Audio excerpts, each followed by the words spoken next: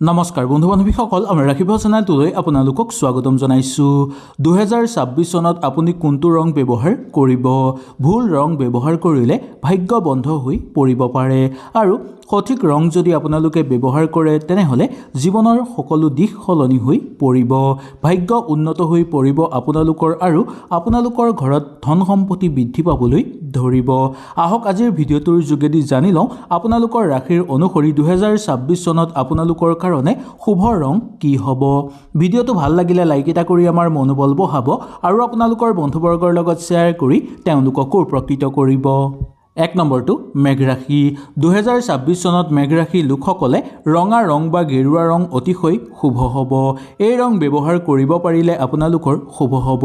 এই ৰং ব্যৱহাৰ কৰিলে আপোনালোকৰ সাহস বৃদ্ধি পাবলৈ ধৰিব, শক্তি বৃদ্ধি পাবলৈ ধৰিব আৰু সফলতা আপোনালোকৰ জীৱনলৈ নামি অহা দেখিবলৈ পোৱা যায়। এই ৰং যদি আপোনালোকে ব্যৱহাৰ কৰে তেনেহ'লে কৰ্মক্ষেত্ৰত আগুৱাই যাব পাৰিব, নেতৃত্ব দিব পাৰিব আৰু লগতে সামাজিক ক্ষেত্ৰত আপোনালোকৰ অনুকূল প্ৰভাৱ দেখিবলৈ পোৱা যাব। সেই গতিকে মেঘ ৰাশিৰ জাতক জাতিকাসকলে এই ৰং ব্যৱহাৰ কৰাটো এই 2026 চনত অতিশয় উত্তম। 2 নম্বৰটো বৃষ ৰাশি। বৃষ ৰাশিৰ জাতক জাতিকাসকলে এই 2026 চনত যদি আপোনালোকে হালধীয়া ৰং ব্যৱহাৰ কৰে তেনেহ'লে শুভ হ'ব। এই বৰ্ষত আপোনালোকৰ শুভ ৰং হ'ব হালধীয়া। এই ৰং ব্যৱহাৰ কৰিলে আপোনালোকৰ ঘৰত ধন সম্পত্তি বৃদ্ধি পাবলৈ ধৰিব, লগতে চিন্তা ধাৰণা আপোনালোকৰ উন্নত হ'ব, মানসিক চাপ কমিবলৈ ধৰিব আৰু কৰ্মক্ষেত্ৰত সফলতা নামি আহিবলৈ ধৰিব। সকলো ক্ষেত্ৰতে আগুৱাই যোৱাৰ সুযোগ সুবিধা আপোনালোকে লাভ কৰিব পাৰিব আৰু নতুনকৈ আপোনালোকৰ ঘৰত সুযোগ সুবিধা আহিব। ইয়াৰ উপৰিও আপোনালোকৰ ঘৰত নতুনকৈ ভাল খবৰ আহিব পাৰে। 3 নম্বৰ ৰাশিটো হ'ল মিথুন ৰাশি। মিথুন ৰাশিৰ জাতক জাতিকাসকলৰ 2026 চনৰ শুভ ৰং হ'ব হালধীয়া আৰু আকাশী নীলা।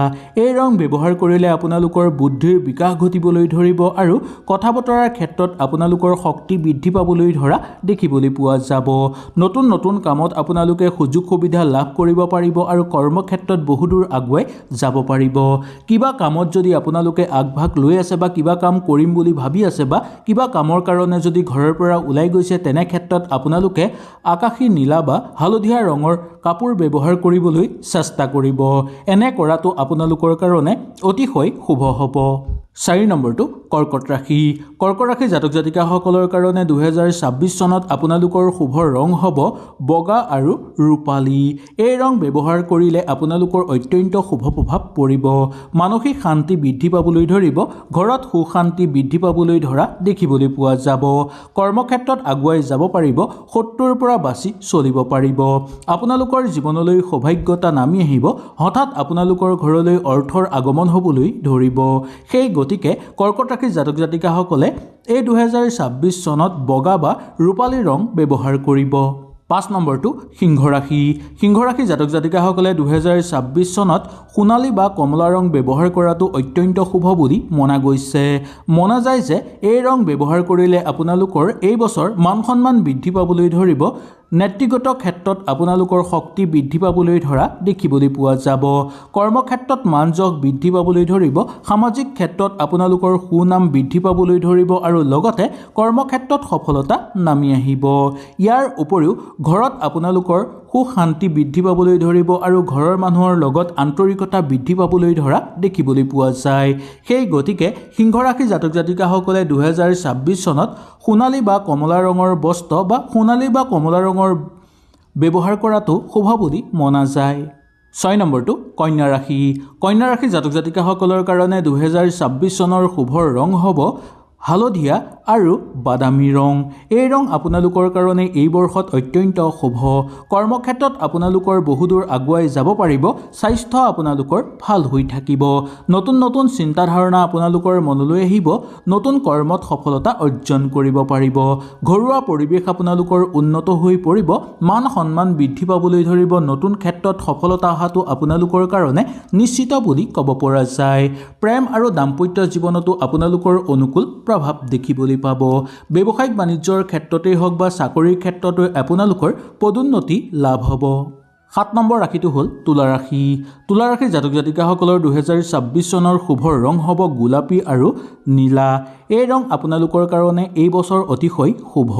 এই ৰং ব্যৱহাৰ কৰিলে প্ৰেম, সম্পদ আৰু সৌভাগ্যতা আপোনালোকৰ বৃদ্ধি পাবলৈ ধৰিব।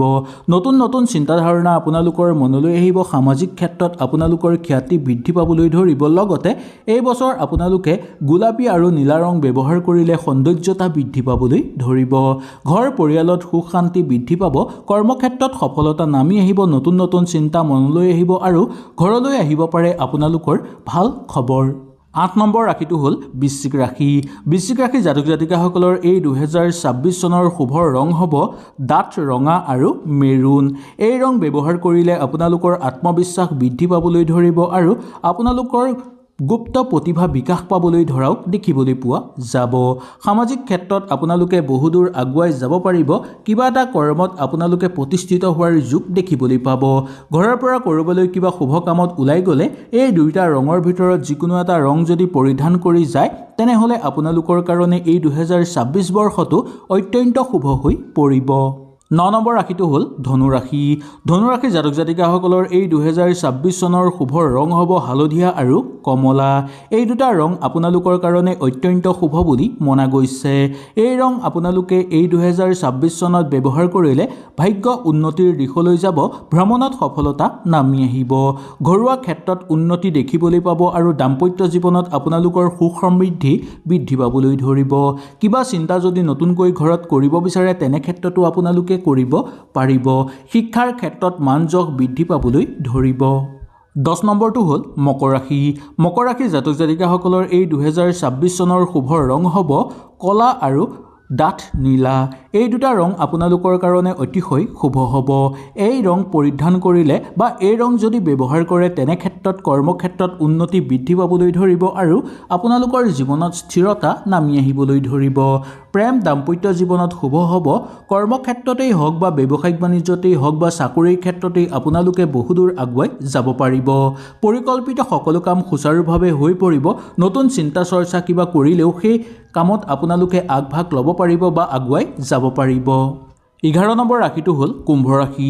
কুম্ভ ৰাশিৰ জাতক জাতিকাসকলৰ কাৰণে এই 2026 চনৰ শুভ ৰং হ'ব নীলা আৰু বেঙুনীয়া। এই দুটা ৰং আপোনালোকৰ কাৰণে অত্যন্ত শুভ। এই ৰং ব্যৱহাৰ কৰিলে নতুন চিন্তা আহিব আৰু সফলতা নামি আহিব। নতুন নতুন ঘৰলৈ ভাল খবৰ অহাৰ যোগ দেখিবলৈ পাব।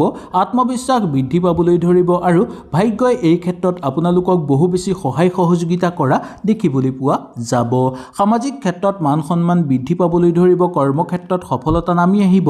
পঢ়া শুনাৰ ক্ষেত্ৰত অগ্ৰগতি বৃদ্ধি পাবলৈ ধৰিব আৰু কৰ্ম বা ব্যৱসায়িক ক্ষেত্ৰত প্ৰচুৰভাৱে উন্নতি কৰিব পাৰিব। 12 নম্বৰ ৰাশিটো হ'ল মীন ৰাশি। মীন ৰাশিৰ জাতক জাতিকাসকলৰ এই 2026 চনৰ শুভ ৰং হ'ব হালধীয়া আৰু পাতল নীলা। এই ৰং দুটা ব্যৱহাৰ কৰিলে আপোনালোকৰ সৌভাগ্যতা বিৰাজ হ'বলৈ ধৰিব জীৱনত আৰু আপোনালোকৰ আধ্যাত্মিক শক্তি বৃদ্ধি পাবলৈ ধৰিব। কিবা কাম যদি আপোনালোকৰ আধৰুৱা হৈ ৰৈ আছে সেই কাম আপোনালোকৰ সুচাৰুভাৱে হৈ পৰিব। কৰ্মক্ষেত্ৰত উন্নতি বৃদ্ধি পাবলৈ ধৰিব আৰু মনৰ স্থিৰতা বৃদ্ধি পাবলৈ ধৰিব। চঞ্চল ভাৱ দূৰ হৈ পৰিবলৈ ধৰিব আৰু আপোনালোকৰ কৰ্মক্ষেত্ৰত মন বহিবলৈ ধৰাও দেখিবলৈ পোৱা যাব। এই ৰং ক'ত ব্যৱহাৰ কৰিব লাগিব আপোনালোকে জানেনে? এই শুভ ৰং 2026 চনত আপোনালোকে কাপোৰত ব্যৱহাৰ কৰিব পাৰে, ঘৰৰ সজা বস্তুত ব্যৱহাৰ কৰিব পাৰে, মোবাইলৰ কভাৰত ব্যৱহাৰ কৰিব পাৰিব, পূজাৰ সামগ্ৰীত ব্যৱহাৰ কৰিব পাৰিব। এইবোৰ বস্তুত ব্যৱহাৰ কৰাটো অত্যন্ত শুভ বুলি মনা গৈছে। আহক তেনেহ'লে আমি বেছি দেৰি নকৰোঁ।